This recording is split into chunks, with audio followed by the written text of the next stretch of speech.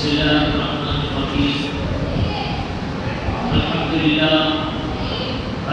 لله نحمده ونستعينه ونستغفره ونؤمن به ونتوكل عليه ونعوذ بالله من شرور أنفسنا ومن سيئات أعمالنا. من يهده الله فلا مضل له ومن يضلل فلا هادي له. ونشهد أن لا إله إلا الله وحده لا شريك له. ونشهد أن سيدنا ومولانا محمدا عبده ورسوله صلى الله عليه وعلى آله وأصحابه وبارك وسلم تسليما كثيرا. أما بعد، أعوذ بالله من الشيطان الرجيم. بسم الله الرحمن الرحيم. لقد كان لكم في رسول الله أسوة حسنة. وقال تعالى: لقد من الله على المؤمنين إذ بعث فيهم رسولا. صدق الله العظيم. محترم بزرگوں، دوستو، اللہ رب العزت نے ہم لوگوں کے ساتھ جو احسانات کا معاملہ فرمایا ہے، ان میں سب سے بڑا احسان اللہ تعالیٰ کا یہ ہے کہ اللہ تعالیٰ نے اسلام جیسا پاکیزہ مذہب، پاکیزہ دین اللہ تعالیٰ نے عطا فرمایا.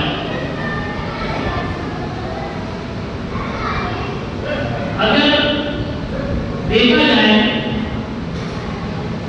دین اسلام کی تعلیمات کو، دین اسلام کا جو طریقہ ہے،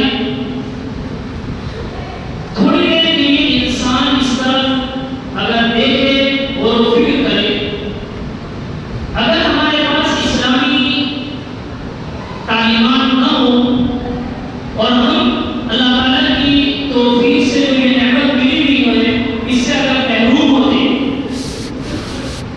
یقیناً آج ہم نہ جانے دنیا کے کس حصے پہ کیا کیا حرکتیں اور کیا کیا کام کیے ہو کرتے ہوئے نظر آتے. یہ تو اللہ کا خاص احسان ہے، فضل ہے، مہربانی ہے کہ اللہ تعالیٰ نے پاکیزہ دین عطا فرما کر ہم سب کے ساتھ بڑا احسان فرمایا. اللہ تعالیٰ نے انسان کو بے شمار نعمتیں دی. قرآن نے یہاں پہ فرما دیا اگر تم گننا چاہو گن نہیں سکتے.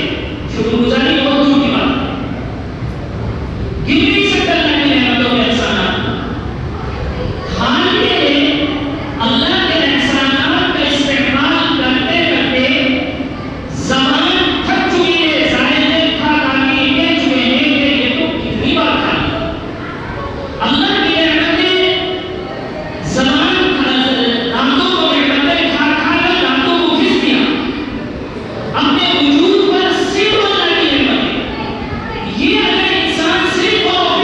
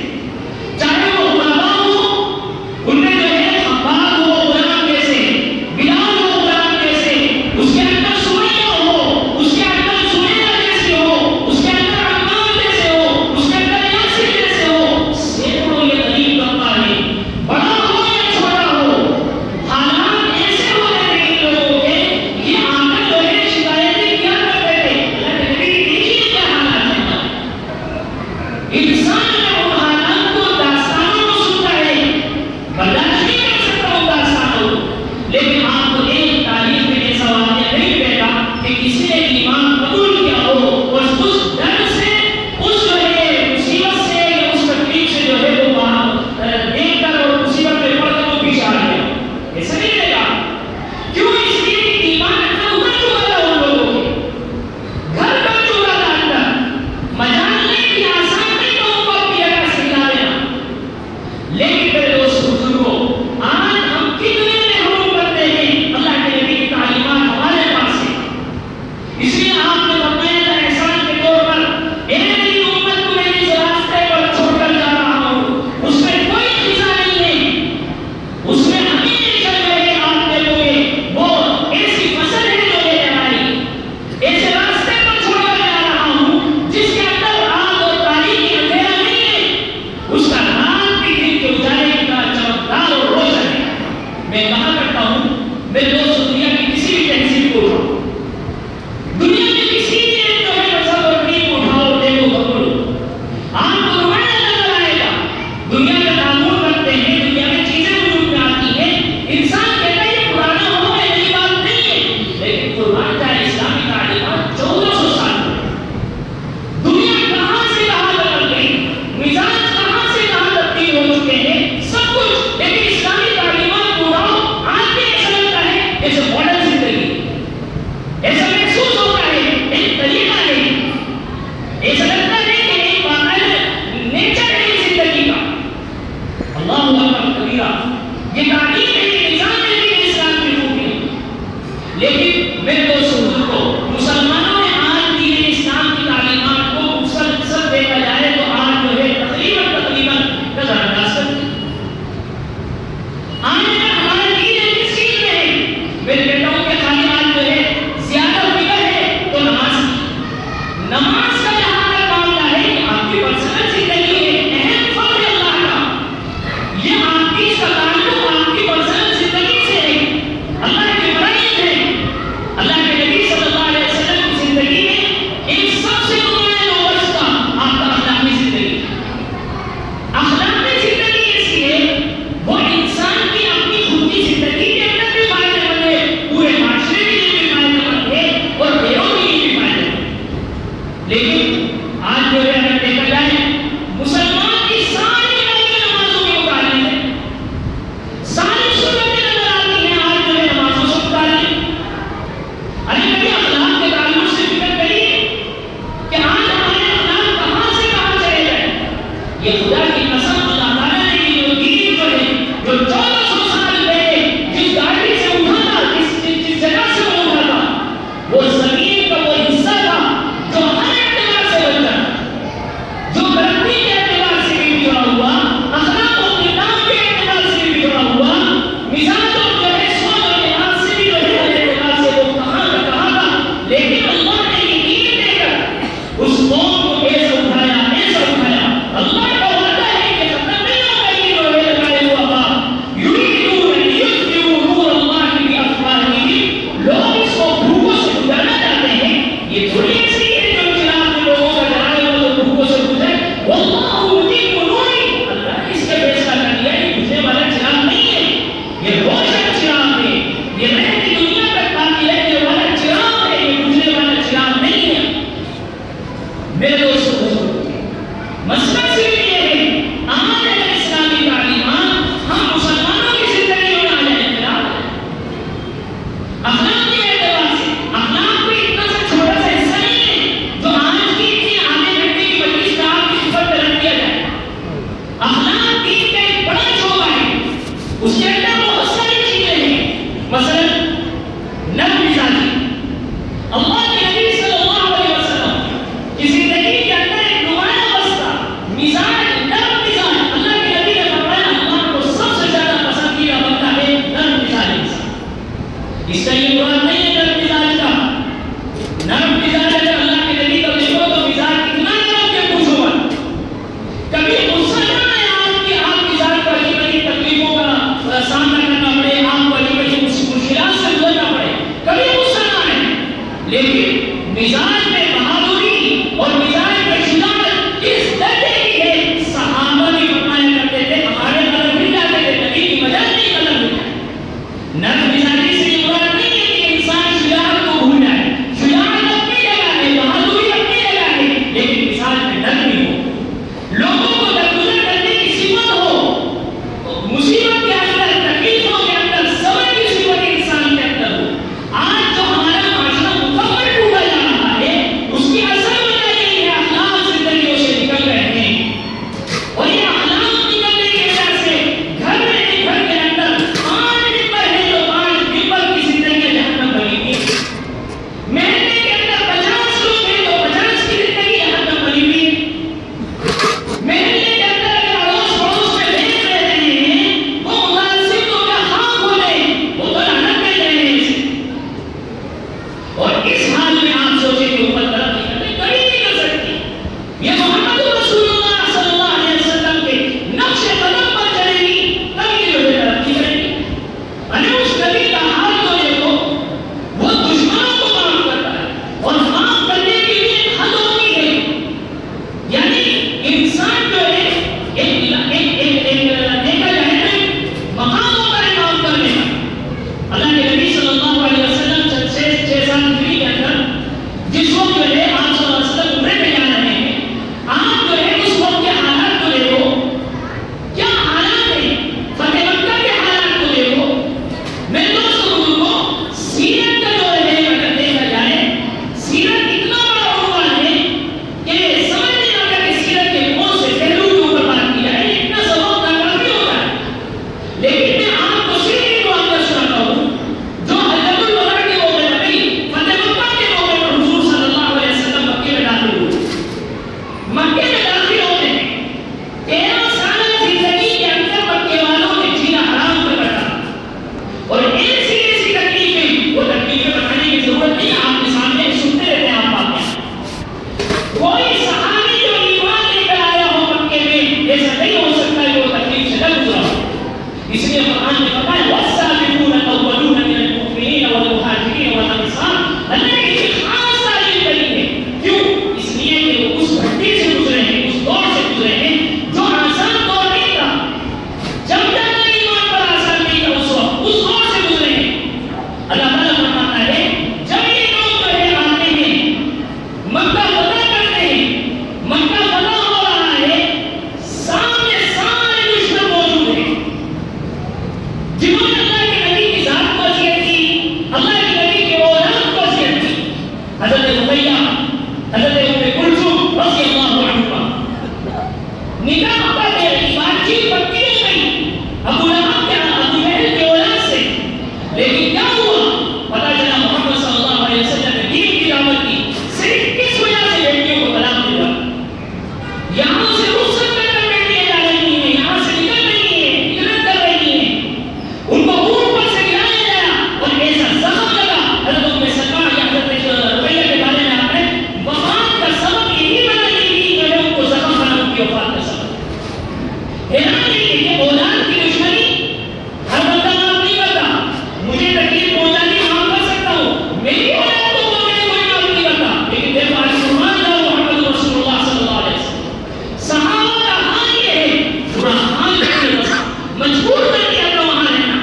کوئی نکل کر کبھی جو ہے کسی علاقے میں ہجرت کر رہا ہے، کہیں جا رہا ہے، کوئی مدینہ میں جا رہا ہے، کوئی مکہ میں جا رہا ہے. یہ کیفیت ان کی کرتی تھی. لیکن اب جب آپ تشریف لے کے آئے، ہونا یہ تھا آج تمام ظالمین کو سامنے پڑا اور ان کا ہر جرم ان کا بڑا تھا، ہر جرم کی سزا ان کی قتل تھی. لیکن اللہ یہ امت کو پیغام کیا ہے کہ امت کا کسان ایسا ہونا چاہیے، رحم دلی ایسی ہونا چاہیے. آپ علیہ السلام والسلام کے سامنے ابو سفیان آئے. یہ ابو سفیان کون ہے؟ یہ ابو سفیان وہی ہے جو جنگ کے بدر میں، جنگ کے احد میں، تمام جنگوں کے اندر اللہ کے نبی صلی اللہ علیہ وسلم کو دعا کرے. باقاعدہ لشکروں کو تیار کرنا،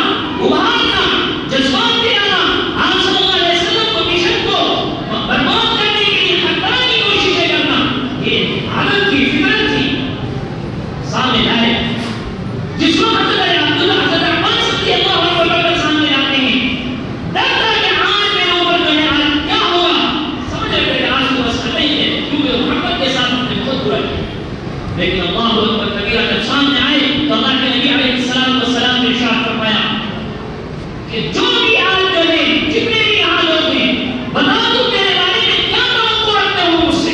سب کی زبان پر یہ جڑا، آپ تو کریم ہیں، آپ تو رحمتے ہیں، مہربان ہیں، آپ تو بڑا مہربانی کرنے والے ہیں. اللہ کے نبی علیہ السلام نے فرمایا جاؤ میں بھی تمہارے ساتھ وہی الفاظ کہتا ہوں جو یوسف علیہ السلام نے بھائیوں کو معاف کرتے ہوئے کہا، لا تثریب علیکم اليوم. آج تم سب سے جو ہے آج معاف نہیں کیا کیا والا کی دفاع جانی دشمنوں کو معاف، ایسے دشمنوں کو معاف فرمایا جو جان کے پیارے تھے، جان کے پیاسے، جن کا حال یہ تھا مکے میں آرام سے رہنے نہیں دیا، مدینے میں گئے تو مدینے میں بھی سکون سے رہنے نہیں دیا، لیکن آج جب ان کے اوپر قدرت حاصل ہوئی آج اللہ کی معاف کرنا. میرے دوست بزرگوں، آج اگر ہمیں قدرت نہیں ہوتی نا کسی کے اوپر، ہم کہتے ہیں ہم نے اللہ کے لیے معاف کرنا ہے، لیکن دل ساتھ نہیں رکھتے ہیں، دل ساتھ نہیں رکھتے ہم. ہاں معاف کر دیا، ارے بھائی کیا معاف کر دیا تم نے؟ تجھے جس دن موقع ملے گا تو اس دن ڈسے گا. اور یہ دل جو ہے میرے دوست بزرگوں، سب سے میرے آج کا سب سے بڑا پیغام یہ لے کے جاؤ، اللہ کو وہ دل پسند ہے جو دل نفرتوں سے پاک صاف ستھرے. ساری عبادتیں بھری کی بھری رہ جائیں گی، پوری نمازیں، پوری تہجد، پوری اوابین بھری کی رہ جائیں گی اگر دل صاف نہیں. آج لوگوں سے مل رہے ہیں، نظام کا یہ حال ہو گیا ہے، سامنے ملنے کا چہرہ دوسرا، یہ بندہ جیسے پلٹا، اب جو ہے ہماری زبان جو ہے بالکل ایسا لگتا ہے جیسے ابھی یہاں سے زہر ابل رہی ہے. عجیب کیفیت ہو گئی. دل اتنے گندے ہو چکے ہیں، اتنے گندے ہو چکے ہیں، گویا کہ آج انسان یہ چاہتا ہے کہ بس لوگوں کو نقصان پہنچا، دلوں میں حضور میں رکھ کے لوگوں سے ملنا. اللہ تعالیٰ اس کو پسند نہیں کرتا. جنت کا راستہ بڑا آسان ہے. قیامت کے دن جو دل اللہ قبول کیے جائیں گے، جس دل کا تذکرہ قرآن میں موجود وہ دل ہوگا صاف ستھرا ہوگا، نفرتوں سے پاک ہوگا، بغض و عناد سے پاک ہوگا. معاف اللہ کے لیے کیا. جس وقت اللہ کے نبی صلی اللہ علیہ وسلم عمرہ کرنے کے لیے تشریف لے کر آئے تھے، اللہ کے نبی کی خالی کی یقین میں کعبۃ اللہ کے اندر تشریف لے جاؤ. ایک صحابی کے عثمان بن مسعود رضی اللہ تعالی ان کے ہاتھ میں کعبے کی چابی تھی. اللہ کے نبی نے فرمایا ذرا چابی مجھے دو، میں ذرا ایک مرتبہ اندر ہو کر آ جاؤں، کعبۃ اللہ کی زیارت کر کر آ جاؤں. میں 6 سال کے بعد پڑھ کے آیا ہوں، دل چاہتا ہے کعبۃ اللہ کو دیکھ کے اندر جا کے. نہیں دی. اللہ کے نبی نے اس موقع پر ایک جملہ فرمایا تھا، عثمان یاد رکھنا ایک دن آنے والا ہے میرے ہاتھ میں چابی ہوگی، تو بھی میرے سامنے ایسے ہی کھڑا ہوگا جیسے میں کھڑا ہوں. فتح مکہ کا دن وہی حال تھا. فتح مکہ کا دن یہی حال تھا. چابی اللہ کے نبی کے ہاتھ میں ہے، تمام کام کا سامنے کھڑا ہوا ہے. سیدنا ابو بکر، سیدنا عمر، سیدنا عثمان، سیدنا علی رضی اللہ عنہم، تمام کام کا سامنے. سب کے دلوں کے اندر ایک خواہش پیدا ہو رہی ہوگی کہ آج چابی کس خاندان کو بھی ہے. میں آپ کو احکام بتا رہا ہوں، دشمن کو معاف کرنا کمال نہیں ہے، دشمن کو معاف کر کر اس کے اوپر جو ہے مہربانی کرنا، اس کو انعام دینا، یہ دل کی بات ہے. دل کتنا صاف ہوگا نہیں. آپ علیہ السلام والسلام نے فرمایا عثمان یاد ہے میں کیا کہا تھا تم سے؟ فرمایا بالکل یاد. لیکن عثمان میں ایسا نہیں کہوں گا یہ چابی تمہاری تھی، لے وہ چابی آج کوئی نہیں دیتا. اور سنو، قیامت تک یہ چابی تمہاری نسلوں میں چلے گی. آج تک وہ نسل جو ہے موجود ہے، بیت اللہ کی چابی اسی نسل بادشاہ کے پاس نہیں ہوتی. بیت اللہ کی چابی، بیت اللہ کی چابی اسی نسل کے پاس چلتی. نظام دیکھیے. اس لیے جو ہے باقاعدہ محدثین نے لکھا ہے اگر مکے کو طاقت کے زور پر اگر فتح کیا جاتا اتنا فائدہ نہیں ہوتا. اللہ کے نبی صلی اللہ علیہ وسلم نے جو دلوں کو فتح کرا ہے، اخلاق ایسی چیز ہے جو دلوں کو فتح کرتی ہے. اور خدا کی قسم ساری دنیا کے اندر یہ انقلاب بھیجا ہے، یہ انقلاب اسی سے پھیلا ہے. اخلاق اور کردار کے ذریعے سے وعدے کے پکے مسلمان وعدے کے پکے جھوٹے، زبان کے سچے. جس کو کہہ دیا اب چیز بدل سکتی ہے لیکن زبان تبدیل نہیں ہو سکتی. کیوں؟ میرے زبان سے کہہ دیا.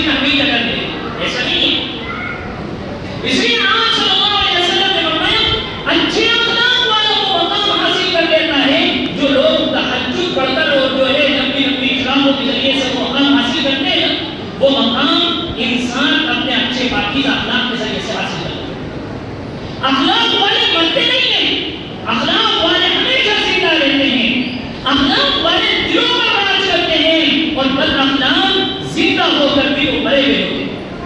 آپ دیکھیں بہت سے لوگ دنیا سے چلے گئے لیکن ان کی پاکیزہ اخلاق، پاکیزہ کردار، زبان کے سچے، وعدے کے پکے، اور جو ہے صبر و تحمل، لوگوں کو معاف کرنا، درگزر، یہ صفتیں ان کے اندر ہوتی۔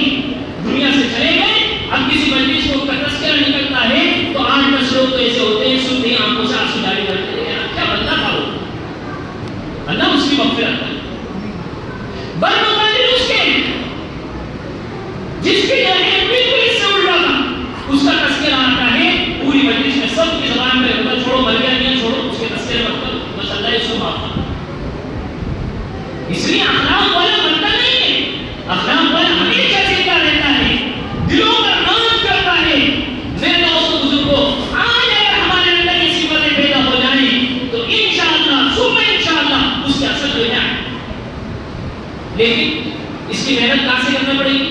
اپنی ذات سے محنت کرنا، اپنے گھروں سے محنت کرنا پڑے گی، بچوں پر محنت کرنا پڑے گی، اور خاص طور پر میں تو آپ حضرات سے کہتا ہوں، آپ لوگ تو بڑے ماشاءاللہ اللہ کے انعامات آپ کے اوپر ہیں، آپ لوگ تو ماشاءاللہ دین کی بات سنتے رہتے ہیں۔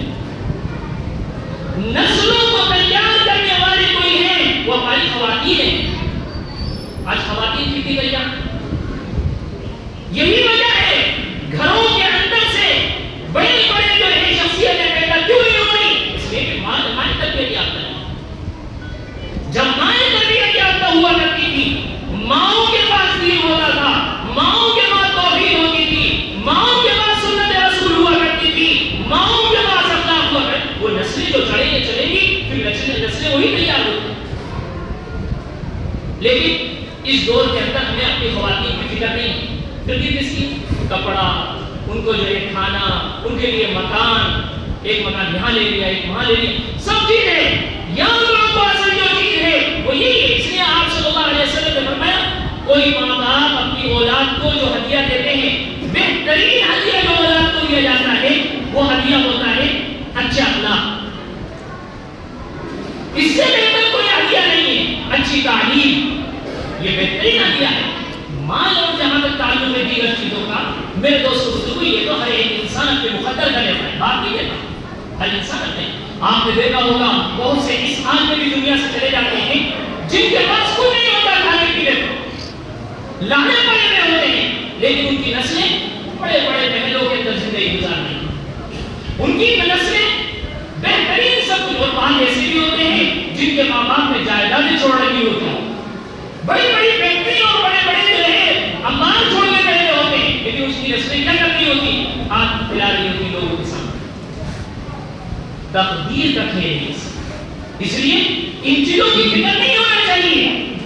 اور آج سب سے زیادہ ہمیں فکر کس کی ہوتی؟ یہی چیز ہم سمجھتے ہیں یہ نہیں ہے تو سمجھو کہ اولاد بیکار ہو گئی۔ نہیں میرے دوستوں بزرگوں، یاد رکھو اگر ہم نے یہ فکر نہیں کری ان کی جو ہے اچھی تعلیم اور تربیت کی، تب سمجھ لو کہ اولاد برباد ہو چکی۔ یہ جو آپ ہاتھ چھوڑ کر جائیں گے نا، کس کس راستوں میں اڑائیں، کہاں کہاں اڑائیں، کیسے کیسے گناہ کے کام کریں، کیوں؟ اس لیے کہ اللہ کا ڈر ہم نے پیدا نہیں کرا، وہ بھی خدا ان کے اندر پیدا نہیں کرا، کوئی اچھائی اور بھلائی ان کو نہیں سکھائی، یہی وجہ ہے اس دور کے اندر۔ اس لیے ضرورت اس بات کی ہے نیت اور ارادے کریں کہ اخلاق پر محنت کریں، اپنے اخلاق کو سنبھالیں گے، اور گھروں کے اندر بچوں کو اخلاق اور نگاہ رکھیں بچوں کے اوپر۔ مثلا سب سے بڑا مسئلہ ہے غصے میں، آج سب سے زیادہ نقصان جو امت کو ہوتا ہے وہ غصے، یہ آج ہم نے ہمارے گھر بار بھی برباد کر رہے ہیں، ہمارے تمام چیز یہ بچپن سے محنت کریں، کہاں غصہ آنا چاہیے کہاں نہیں آنا چاہیے، غصہ برا بھی نہیں ہے اور غصہ اچھا نہیں ہے۔ آپ علیہ السلام اپنا ایسا نقصان ہو جایا کرتا تھا، لیکن کیا مزہ میں غصہ آ جائے، اور بعض مرتبہ جو ہے چھوٹا سا معاملہ ہوتا تو ایسا غصہ آ جاتا تھا، ایسا لگتا تھا کہ چہرے مبارک پر کوئی جو ہے انار بھی چھوڑ دیا گیا، انار بھی چھوڑ دیا، ایسا غصہ آ جائے گا۔ کیوں؟ وہ غصہ صرف تب آتا تھا جب اللہ کا حکم ٹوٹتا تھا، اور آج تم اللہ کا حکم دن بھر توڑو، ماں باپ کو غصہ کیا ہے، بڑے سے بڑا گندا کام کر دو، بڑے سے بڑا برا کر دو، ماں باپ کو برا نہیں لگے گا، لیکن تم نے نے اگر پیسوں کا نقصان کر دیا، تم نے اگر مال کا نقصان کر دیا، پھر تو دیکھو ہر سال سے جو ہے پورا جو ہے آسمان ٹوٹ جائے. پھر ابا جان کو غصہ دے، یعنی معیار بدل گیا، زندگی بدل گئی، سوچنے کا انداز بدل گیا. میرے دوستوں بزرگوں، محمد رسول اللہ صلی اللہ علیہ وسلم کروڑوں رحمتیں ہو، کروڑوں برکتیں ہو ساری امت کی طرف سے، کیا احسانات ہے اللہ کے نبی علیہ السلام تعلیمات اٹھائیں. انسان اور جانوری زندگی میں فرق کرنے والی چیز محمد رسول اللہ کی تعلیمات ہے. اگر وہ زندگی میں آ گئی انقلاب برپا ہو جائے، ورنہ تو آج کل کیا زندگی ہے. یہ جو چہرے مورے نظر آ رہے ہیں نا، ہمارے تھوڑے بڑے اسلامی جو چہرے نظر آ رہے ہیں، یہ سب میرے دوست بزرگوں اس کی حقیقت اس دن کھلے گی جب اللہ کے سامنے ہم کھڑے. اس لیے میں تو ہر جگہ ایک بات کہتا ہوں، نماز آپ کی پرسنل زندگی، خوب محنت کرو، تہجد پڑھو، اشراق پڑھو، چونکہ یہی تو زندگی ہے، یہی سے تو لے کے جانا ہے. لیکن گھریلو زندگی کا سکون، اپنے محلوں کا سکون، اپنے کاروبار کا سکون، اپنے جو لوگوں کے ساتھ تعلقات، اس کے لیے اخلاق کے اوپر ہے. جیسی میں اور لیکن آج اس دور کا مسئلہ یہ ہے، ہر ایک جگہ جہاں بھی جاؤ لڑائی کس پر ہوتی ہے؟ نماز کی لڑائی ہوتی ہے. کوئی نہیں کہتا یہ اخلاق سنت کے خلاف ہے، یہ اخلاق صحیح ہے، اس کی محنت اس دور میں کہیں نہیں ہوتی. اخلاق پر محنت کرو. جس دن ہم اخلاق کے، اللہ کے نبی صلی اللہ علیہ وسلم، آخری بات کے بعد ختم کر رہا ہوں، اللہ کے نبی صلی اللہ علیہ وسلم آپ نے جو مکے میں 40 سالہ زندگی جو گزاری تھی نا، جس وقت آپ نے نبوت کا دعویٰ کیا اور نبوت کا اعلان فرمایا، نبوت کا اعلان کرنے کے بعد آپ صلی اللہ علیہ وسلم کو جادوگر بھی کہا گیا، آپ صلی اللہ علیہ وسلم کو شاعر بھی کہا گیا، آپ صلی اللہ علیہ وسلم کو کاہن بھی کہا گیا. لیکن آپ پوری تاریخ اٹھا لو، کسی ایک مکے والے نے کہا ہو محمد جھوٹے، نعوذ باللہ، تاریخ میں ایک واقعہ نہیں ملے گا. اس لیے تو اللہ کے نبی نے فرمایا تھا کم لبثت فیکم عددا، اتنے لمبے وقت میں تمہارے درمیان رہا، میری زندگی تم نے نہیں دیکھی کیسی تھی. میں بتاؤں مجمع میں کھڑے ہو کر کوئی بتائیں میری زندگی لوگوں تمہارے سامنے. آج تو ہماری سب کی زندگی سب کے سامنے کیسی ہے. اصل چیز انسان یہی چھو ہے. اور مکے کی زندگی کے اندر صحابہ پر یہی ایمان جو ہے، ایمانی اخلاقی یہی محنت کی ہے. آج جو ہے آج اللہ تعالیٰ نے معاف فرمائے، آج ہم اس سے کوسو ہوئے، اللہ تعالیٰ نے سمجھ عطا فرمائے، توفیق عطا فرمائے کہ ہم ان چیزوں پر محنت کریں. اسلام کسی ایک شعبے کا نام نہیں ہے، اور قرآن نے فرمایا کامیابی کے لیے تنہا عبادت کافی نہیں ہے، کامیابی کے لیے تنہا اخلاق کافی نہیں ہے. کامیابی اگر چاہتے ہو تو فرمایا یا ایھا الذین آمنوا ادخلوا فی السلم کافہ، پورے داخل ہو جاؤ محمد رسول اللہ صلی اللہ علیہ وسلم. یہ نہیں ہو سکتا کہ عبادت تو محمد سے لیں گے، تجارت جو ہے یہود سے لیں گے، نہیں ہو سکتا. یہ نہیں ہو سکتا کہ جو ہے عبادت اللہ کی لیں گے اور اخلاق جو ہے دوسرے دیگر لوگوں سے لیں گے، نہیں ہوگا. تمہیں اخلاق بھی وہیں سے لینا پڑے گا، عبادات بھی وہاں سے لینا پڑیں گے، معاملات بھی وہاں سے لینا پڑے گی، معاشرت بھی وہاں سے لینا پڑے گی، تب جا کر جو ہے پھر یہ زندگیاں بنیں. اس لیے شیطان کا ایک سب سے بڑا دھوکہ ہوتا ہے. شیطان یہ کہتا ہے تم تو ماشاءاللہ بہت اچھے کام کرتے ہو، اور وہ دیکھو فلاں ایسا. اپنے بارے میں بدگمان رہا کرو، اپنی اصلاح پر لگے رہا کرو ہمیشہ. آج دوسروں کی فکر تو ہم سب کرتے ہیں، اپنے بیماروں پہ بچھا کر. یہ محمد رسول اللہ صلی اللہ علیہ وسلم کے یہ پیغام ہے آج کا. اللہ تعالیٰ مجھے اور آپ کو صحیح معنی پر دین کی مکمل اتباع کی توفیق عطا فرمائے. محمد رسول اللہ صلی اللہ علیہ وسلم کی ایک سنت ہے، چاہے وہ زندگی کے کسی بھی حصے سے متعلق ہو، اللہ تعالیٰ میری بھی اور آپ کی ہم سب کی زندگیوں میں داخل فرمائے. اور اللہ تعالیٰ